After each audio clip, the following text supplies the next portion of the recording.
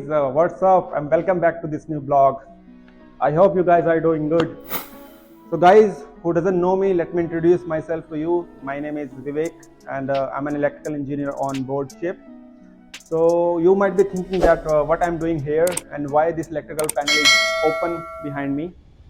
So currently I'm doing a yearly maintenance on mooring winches and windlass. So that's why this panel is open. And don't worry and don't get scared of electricity because this panel is completely dead. I have switched off the breaker and put it lock out and tag out. So I have confirmed it completely dead. So no problem standing over here while opening this panel.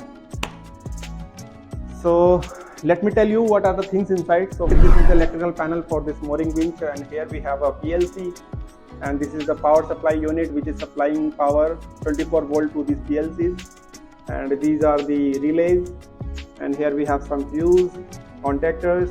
This is the transformer which converts 440 volt to 220 volts, and this is the main contactors. This is for mooring winch pay in and this is pay out. So guys, this is basically mooring winch motor starter panel, and this is the star delta starter combination, and this has speed 1 and 2 and 3, which works in a good combination of star delta starters. This contactor is for speed 1 and this is for speed 2, and the third one is for speed 3. And here we have a power supply, and this is the main breaker for this panel. So this also you can switch off to isolate this panel from the power supply. And here we have a current transformer. So guys, this was the small information that I wanted to show you. But here in this video, I'm going to cover very important topic. Can you guess what is the most important and expensive thing on board? Yes, you are right. The most important and expensive thing is the human life on board. So to save the human life or a human, we can go to all extents. So in this video, I'm going to talk about the topic is man overboard.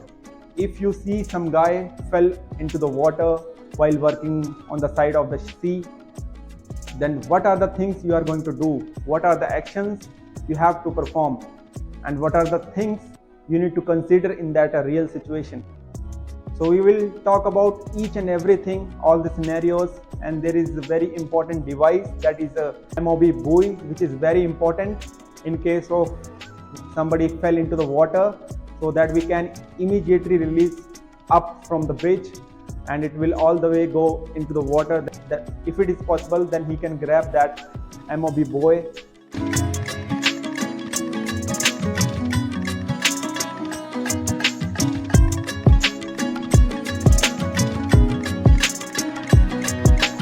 Guys, I have just finished my job that I was doing, and right now I'm walking on deck, port side passageway. Okay, now come back to the topic, that is the MOB, that is man overboard. If somebody fell off into the water, then what are you going to do? So I will give you one scenario and you let me know in the comment section that what are you going to do. So guys, just imagine that you're walking on deck just like me, and you saw somebody who's working near these railings and he fell into the water. So what is the first action that you are going to do? So guys, in this situation, usually people start panicking and they get scared, and in this situation they forget everything and they forget that what they need to do. That's why we seafarers get proper training of all these emergency and all these incidents that can happen on board, and man overboard is one of those. So in these trainings we have been taught that how to make actions, how to tackle these kind of situations. When on ship, every month we conduct man overboard drills, and in that drills we recall our duties and try to brush up all the action and reaction that need to be happen in this real situation. So now I will explain you the basic things that you need to do in this kind of incidents. I'm not going in deep because I don't want to bore you. So if you see anybody fell into the water, if you have a radio, immediately start shouting on this radio, man overboard, and location, either it's port side, starboard side, forward, aft, wherever you saw that guy falling into the water, report to the bridge immediately. As soon as you report to the bridge, the officer on watch will release the MOB, that is man overboard Lifebuoy. There is a button on port side and starboard side both places. If you give them a correct location, according to that location, the officer on watch will release the Lifebuoy, and then the officer on watch will raise general alarm. General alarm is like a 7 short ballast followed by 1 long ballast plus TA announcement by the captain. Man overboard, man overboard, man overboard. And within this time, what you need to do? You need to keep an eye on the person who fell into the water and try to find anything that can float into the water. Try to throw it into the sea. Then everybody do muster at muster station and make hard counts. And after that, rescue team will start preparing rescue boat. Within this time, the captain will decide that which method he needs to use to turn the vessel to rescue that person. Normally, the Williamson turn is the best way to rescue any person who fell into the water. So if you want to know more about Williamson turn, just go into the Google and search Williamson turn. It will show you everything regarding Williamson turn, that how to perform this Williamson turn to rescue a person. And as soon as we start approaching that person who fell into the water, the rescue boat will be launched, try to rescue the person who fell into the water. But guys, this is the basic information about the Manoverboard. But there are a lot of action and decision that is involved, and it is very critical situation to decide that how to proceed with the things. But now you imagine if you don't see that person. For example, during night time somebody fell into the water and nobody knows about that guy, and after few hours you realize that somebody is missing from the ship, then that is a completely different story, really different story, and it is difficult, very difficult to find that person. But guys, while I was explaining about this man overboard, I had mentioned one name, that is a MOB Lifebuoy. So I will show you MOB Lifebuoy, how does it look like, and how the mechanism of that one works, how we can press a button on bridge. So guys, if you like this video till now, then please press the like button.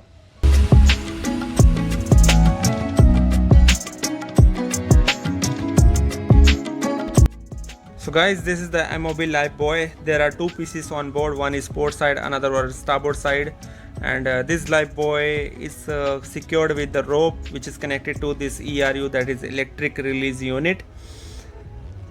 So after every 2 years as a maintenance we need to replace this ERU with a new one. So in the video we will replace this ERU with the new one. So before that I will tell you that how we launch this MOB Lifebuoy. Let's understand the launching procedure of the MOB Lifebuoy. So there are two methods to launch this one. So first one is from the bridge. On bridge console there is two buttons, that is for the launching of this MOB unit, port side and starboard side. As you can see in the picture here, you can see this is the starboard side Lifebuoy remote release system, and here is the another one for the port side, number 2 Lifebuoy remote release switch. So by pressing this one, the signal goes to ERU, that is the electric release unit, and immediately this cut the rope. As you can see, that rope that is secured with the pin, and the Lifebuoy gets released. The second method, you just need to pull that pin that you can see, and immediately this spring loaded device will come down, and this MOB Lifebuoy will get released in the water together with the light and smoke marking. As you can see, this light and smoke marker is connected to Lifebuoy, MOB Lifebuoy, with orange color rope. So as soon as this Lifebuoy get released from its unit, it will grab this light and smoke marker also in the water. Let's try out the light if it is working or not. There is a button, this white color button. We just need to press it. Yes, it is working. So guys, now I'm going to replace this ERU unit on this Lifebuoy. So before that, make sure you secure this Lifebuoy with the rope, so that if by mistake something get released, then it won't get into the water. So guys, after securing the Lifebuoy properly with the rope, we just need to loosen the nut bolt. As you can see that nut bolt, and then after that we have to remove this clamp. As soon as you remove the clamp, this rope will go down together with the spring loaded plate, and then you can replace this ERU with the new one. So this is the new one. This is the electric release unit. So the previous one was with the water activation also, but this one is only ERU, that is electric release unit. There is no water activation in this. Then guys, carefully renew the rope on the spring loaded plate and then pull it all the way up and cross through this ERU, and then you can insert this pin to secure it properly. And then after that you can tighten all these nut and bolt, then you are good to go. So guys, this ERU has been installed now, but I want to check the old one just to make sure that the electrical circuit is working properly, because as you can see, this old ERU is still connected to the electrical circuit. So I have put this rope inside this ERU, and I will call bridge and ask them to press the button just to check whether this is getting activated or not. Yes, Jonathan, go ahead. We're going to test the port side and press the button. Okay, press the port side. So guys, just keep an eye on the rope, and because he is going to press the button, so immediately it will cut this rope. So just keep an eye on this. Yes guys, it's got activated. You must have seen something fell down. That is the piece of the rope. And for your information guys, these ERUs are only one time use. So these are the two pieces of rope that is cut by this ERU. You can clearly see this knife after the activation of this ERU. So guys, now I'm going to connect a new ERU that has been installed already to the electrical circuit.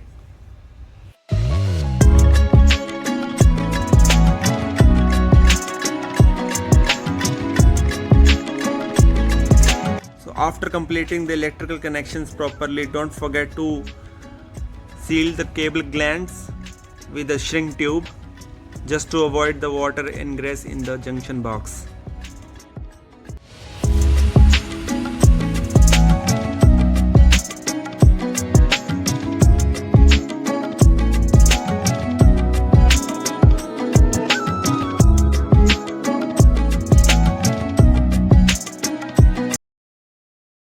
So guys, I hope you would have find this video informative and nice. Let me know in the comment section, and please like, subscribe and share my channel as much as you can, and don't forget to click the bell icon to get the notification of my upcoming videos. Till then, keep smiling, do good thing in your life, and see you in the next video. Bye bye.